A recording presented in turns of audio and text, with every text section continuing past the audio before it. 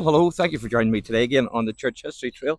You're very welcome to the programme. And where we are is we're actually in Strabane, and it's a great day for me to have a day off. So I'm enjoying the sunshine and I'm also enjoying the history. And we're actually in Patrick Street Graveyard.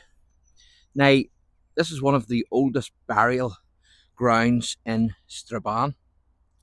And you can see a football there, so somebody's been kicking football, obviously.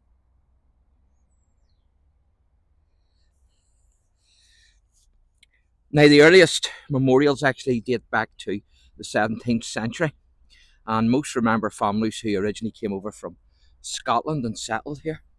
The oldest reliable readable headstone is that of George Home, who died in 1672, but unfortunately, I haven't been able to find that one.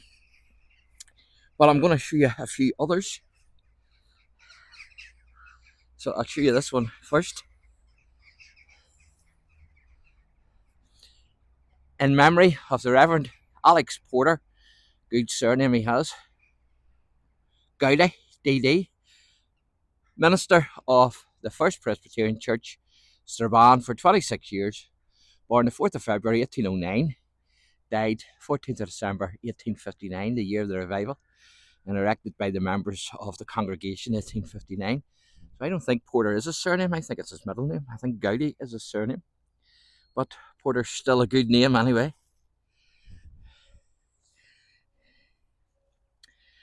So quite a lot of memorials in here. Most are early 19th century. But there's also a megalith in here,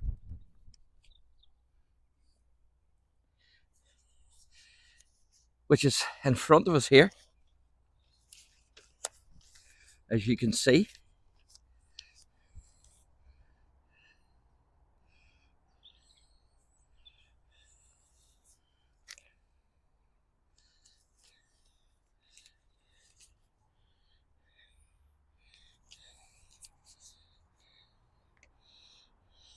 So this gives the impression that the site has been important for thousands of years.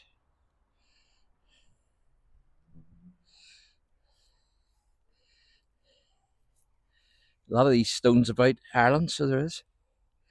You can see some of the early 1800 graves there. And there's one there, 1723.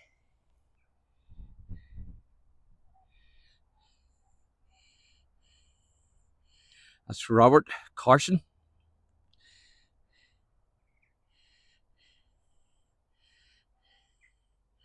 When did he die? 17 something as well. And you can see the other ones there as well. There's one there. I had to scrape a wee bit at that one, but you can see there it's 18. What is that?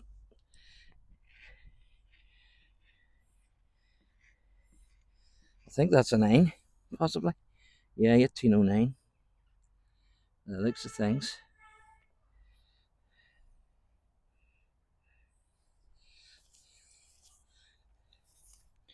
So it's certainly a beautiful day, there's no doubt about that. So I'm going to take you over and show you another grave.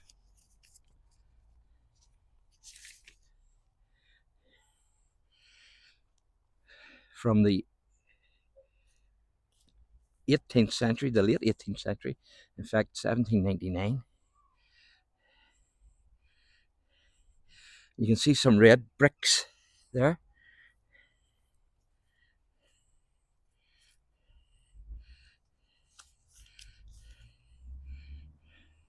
Not sure what these were used for.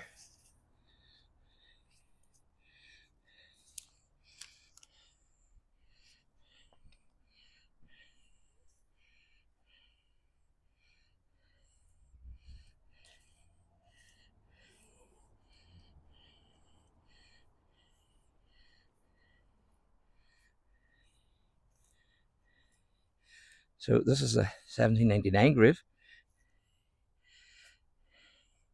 Here rest the remains of Rebecca.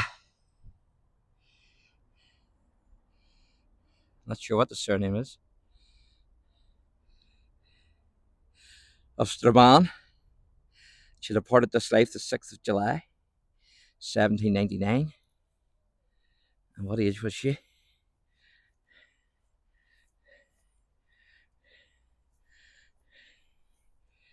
"38. She was 38. Now, there's a burial in the corner, one of the corners of this graveyard. Which corner, nobody knows. But it's a guy called Half Hanged Macnaghten. And he's one of the graveyard's more renowned characters, who on the 15th of December 1761 was led from a cell in Lifford jail, having been found guilty of the murder of Mary Ann Knox,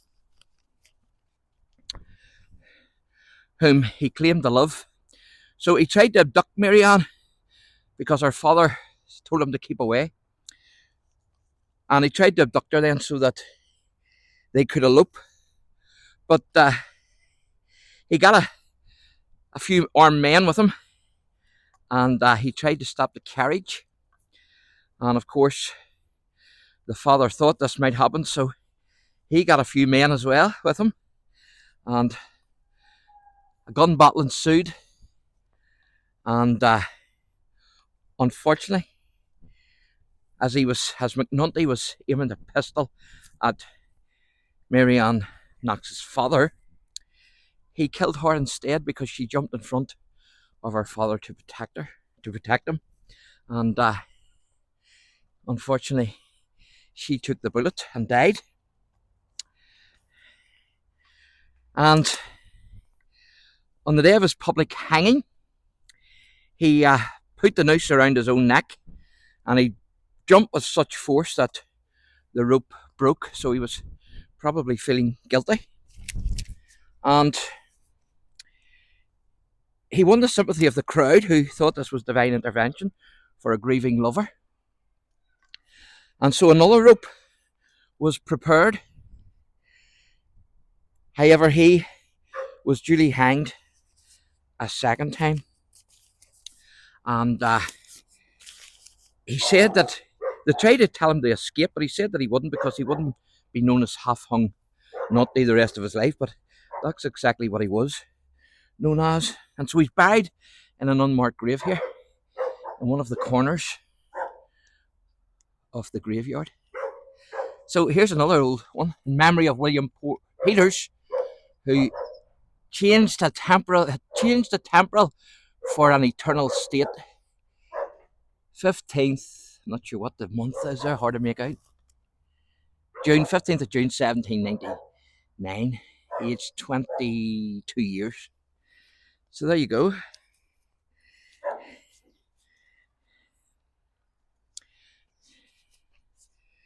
Now, there was an Anglican church on this site which was dated from the early 17th century until the opening of the nearby Christ Church. You can see a couple of churches there in the distance, so I'll assume that's Christ Church there. There's another church there, whatever that one is. Could be the chapel, not too sure. But that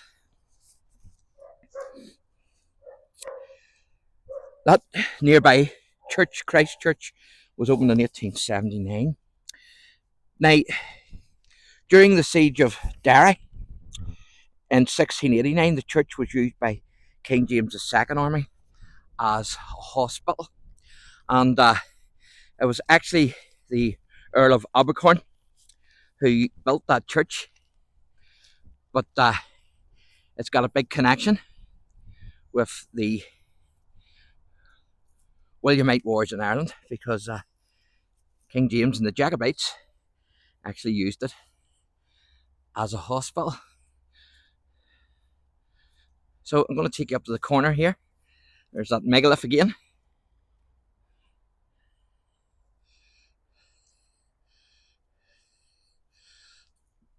I'll show you this church the best I can. And then we will wrap this wee video up.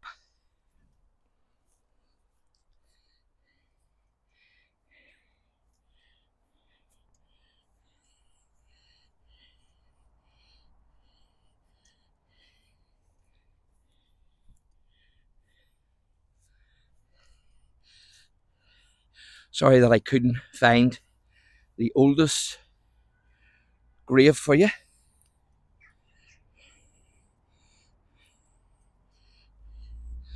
So it's one of the corners where Macnaghtens actually buried. But who knows which one? He's buried somewhere in here. So obviously that is the newer church of St. George. I would imagine. And that was built in 1879, if I remember correctly. But I'll zoom up and let you see that.